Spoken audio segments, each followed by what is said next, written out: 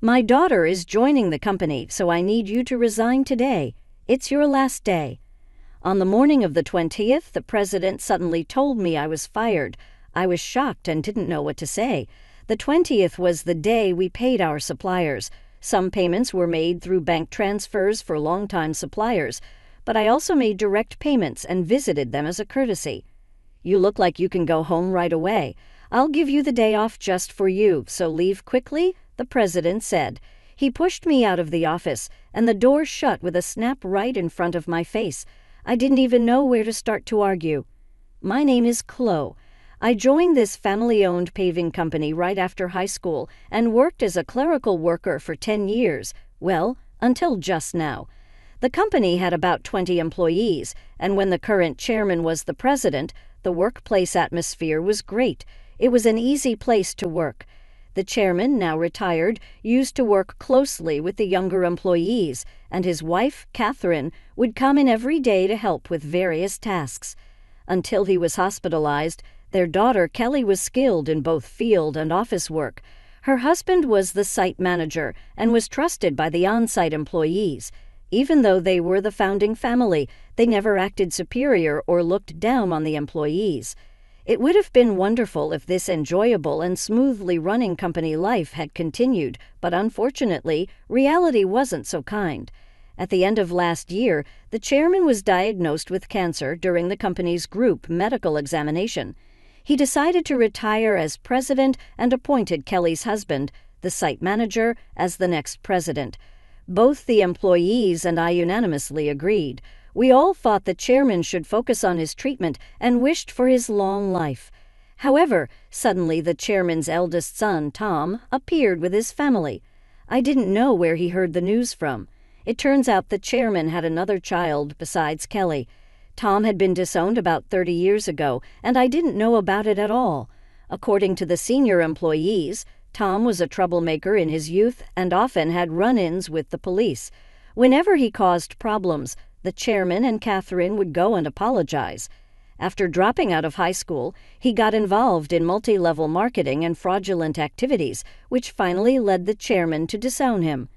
Despite being out of touch for a long time, Tom suddenly appeared one day, pleading with his father, "Dad, I've realized my mistakes. Please forgive me." I was shocked to witness this in our small company, where the president's office and clerical room were one and the same. Tom expressed a desire to reconcile and work in the company, but his past made it hard to believe his sincerity. After being disowned, he apologized to everyone, but asked us to give Tom another chance. The chairman said, pleading with everyone present. Kelly and the senior employees knew about Tom's troubled history and couldn't fully celebrate, but they couldn't refuse the chairman's heartfelt request either. So Tom and his family moved into the annex of the chairman's house, with Tom becoming an employee and his wife taking on household duties. I saw their daughter only once when she visited the company. She seemed to be a college student. The chairman believed Tom had changed for the better after facing hardships in life. Catherine was overjoyed that Tom had returned with his family, talking about rebuilding the company together. However, soon after, a problem emerged. Tom insisted on something.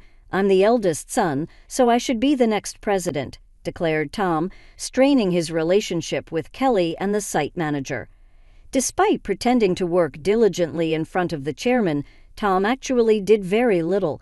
He frequently made demeaning remarks like, "Physical labor is for the workers, and you're all just worker ants. Work silently." Naturally, his behavior quickly made him unpopular with everyone. Some of the younger employees even went directly to the chairman, saying, "I can't work under these conditions." However, both the chairman and Catherine pleaded with everyone, saying, "We will talk to Tom about this. Please try to see the bigger picture." Then, due to stress or other reasons, the chairman's cancer suddenly worsened, and he was hospitalized 3 months ago. Tom declared, "I am the president," despite employees advising the chairman and Catherine to stick with their original plan of appointing the site manager as president. They ultimately chose Tom, their biological son, over their daughter's husband. This decision sparked grumbling among some employees who felt the chairman and Catherine were biased by parental love or losing their sharpness with age. The once harmonious company atmosphere turned tense and uncomfortable. As tensions grew, Kelly and the site manager began working behind the scenes to manage the company. This left me alone handling all administrative tasks, whereas before, Catherine, Kelly, and I shared the workload. Now I regularly work overtime, sometimes leaving so late that the date changes before I head home. Meanwhile, Tom seemed to view administrative duties as effortless, spending his days at hostess bars, betting on horses, or gambling. My relationship with the president took a serious downturn over an expense issue. He had been using the company's credit card for personal dining and entertainment expenses, and I had been overlooking it to some extent. However, this time, the expense crossed a line. With apprehension, I handed the receipt back to him. "I can't approve this expense," I told him. "What? Why not?" he demanded. "This is for your wife's corrective underwear. It's not related to business, so it can't be expensed," I said. As expected, the president's face flushed with anger. "Don't challenge me. She's the president's wife. It's natural for her to dress well." "This is a valid expense." "No, that's not how it works. Your wife's underwear can't be considered a business expense." I stammered, struggling to comprehend how the president could justify a $4,000 expense for his wife's corrective underwear. His next suggestion left me even more bewildered. "Then let's turn selling corrective underwear into our new business venture. We'll categorize it as inventory so it counts as an expense." The president seemed pleased with his idea, but I was at a loss for words. "We're a paving company," I managed to say. "So what? We can threaten clients that if they don't buy from us, we'll cancel their contracts. Everyone will buy. It's easy money. $22,000 for one, $4,000 for a set." The president chuckled loudly, but I felt horrified. "That's absolutely unacceptable. It will damage our credibility," I snapped at him in anger. From that moment on, I became the target of the president's disdain. Day after day, I endured constant parading from him. The situation became so difficult that I considered quitting many times. However, I continued to endure and work, driven by my loyalty to the chairman, who had always supported me, and my concern for the team, who would struggle if I left. The truth was, I couldn't afford to lose my job suddenly. I decided to tough it out until the right moment to move on. But then, unexpectedly, I was fired. If I quit abruptly now, it will cause problems for our clients, I thought to myself. Taking a deep breath, I gathered my courage and confronted the president. "I can't do this. I can't just leave without proper notice and handover. Even your daughter wouldn't be able to handle the workload. Besides, today is the day we need to handle payments," I said in one breath, fully expecting the president to erupt in anger. As expected, the president's face turned red with anger. "Shut up. I told you to resign because my daughter is joining the company. Today is your last day. After the payment, let them wait until they come to collect it. There's no need to pay them up front." "Excuse me, isn't it normal to pay for something once you buy it?" I was shocked and explained it patiently, as if talking to a child. But the president responded with something so unreasonable that I couldn't believe he was being rational. "If that's the case, just threaten to switch suppliers. Tell them we won't make the payment this time, so they should give it to us for free." "What? That's not something we can do, is it?" I was so stunned that I couldn't find the right words to respond.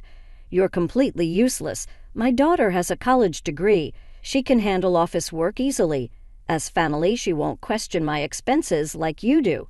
You're all talk and no action. We don't need someone like you in our company. Leave now," the president sneered. It seemed clear he intended for his daughter to handle accounting so he could justify personal expenses as business expenses. "Oh, is that so?" "Just remember, I won't regret this," I replied. Words were futile at this point. My patience had worn thin. I quickly gathered my belongings and left the company, feeling sorry for our clients. I called Kelly, despite knowing Catherine and Kelly were busy with the chairman. This was urgent. I explained everything and trusted the rest to Kelly. Once I left the company, I found myself with nothing to do. Being fired without notice clearly violated labor standards laws. If I reported this to the labor standards office, the company would be in trouble. Since our company was part of the middle company payment system, I could claim my severance pay and 1 month's salary. This system supports small and medium-sized enterprises that can't afford severance pay on their own. I didn't need to rush because I could apply within 5 years from my retirement date, and the Labor Standards Office had a 2-year statute of limitations. With my professional habits, I planned out the necessary procedures and timeline for retirement. I decided I could take it easy for at least a week. Lately, I had been working overtime and weekends nonstop, leaving no time for myself at home. There were many places I wanted to visit once I settled down, so I chose to go on a day trip to the beach for a refreshing break. After enjoying myself at the beach, I checked my phone in the locker and found several missed calls, emails, and voicemails. Among them, Kelly's email caught my attention. It said the payment process went smoothly and everything was in order. I felt relieved despite the abruptness of my dismissal by the president.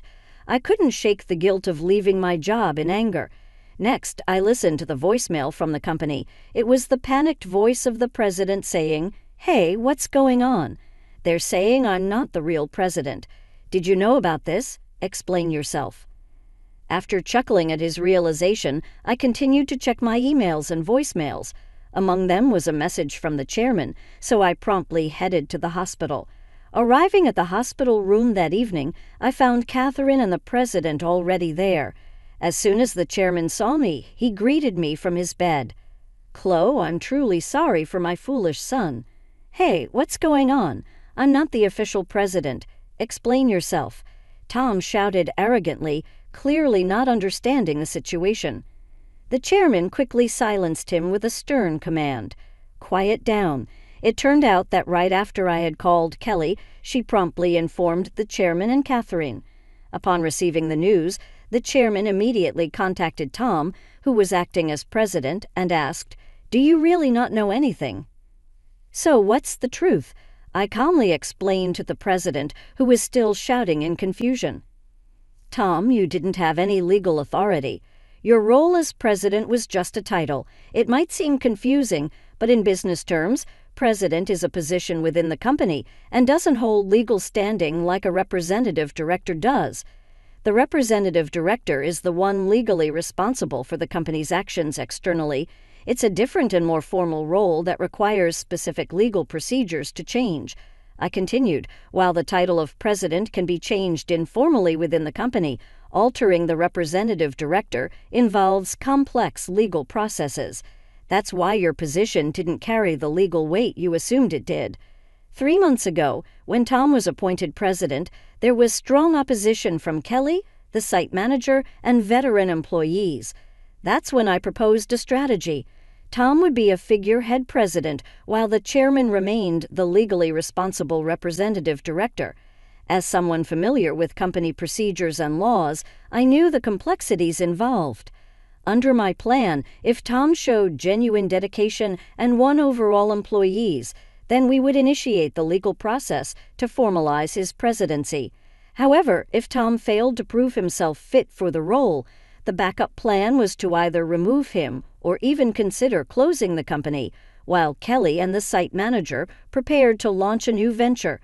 Kelly doubted Tom's ability to change, and Catherine continued to believe in Tom until he unfairly dismissed me, which seemed to awaken them to his shortcomings. If you want to be a leader, learn and take care of your employees. I've told you this many times, the chairman emphasized. Tom retorted, "It's not a big deal, right? Can't we just handle the procedures now?" "No, it's not possible," the chairman explained. "Our company offers stocks to employees who want them, and many of them own shares. Chloe owns 10%, making her a major shareholder. We can't disregard her views, and other shareholders won't support you either." As the president began to understand the gravity of the situation, his face paled. "What? I don't have any shares. None?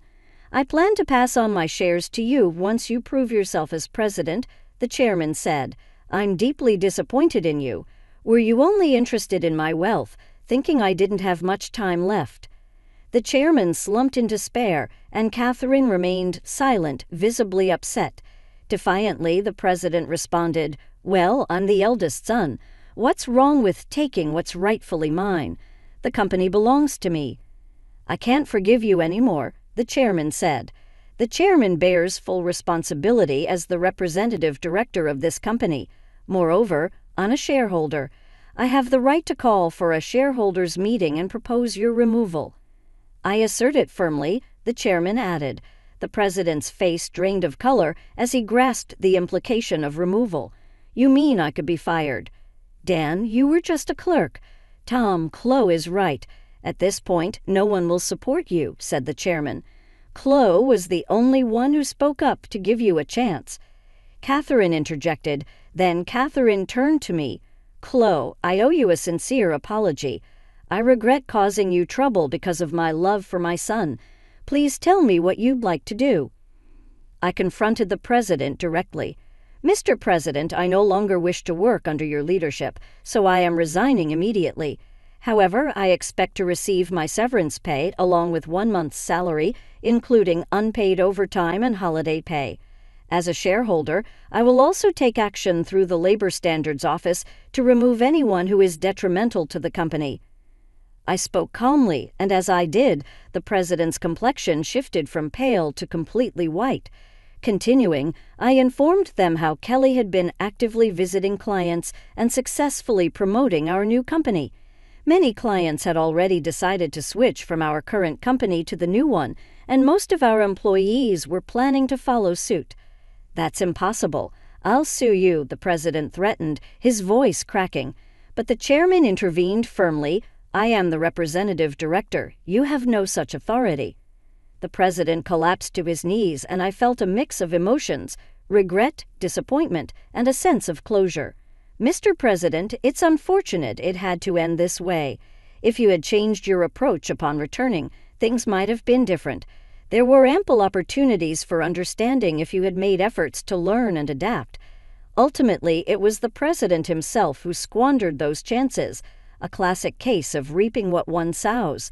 In the aftermath, the chairman decided to shut down the company, leaving Tom unemployed. The president's wife attempted to sell corrective underwear, but it didn't succeed. They faced legal issues for aggressive sales tactics and were eventually arrested for involvement in a pyramid scheme. When Kelly returned to her parents' home, she found boxes of unsold underwear left behind. As for the daughter, she found employment elsewhere, although the specifics are unknown. I now work happily at Kelly's and the site manager's new company. I cherish my relationships with others and strive to live authentically each day.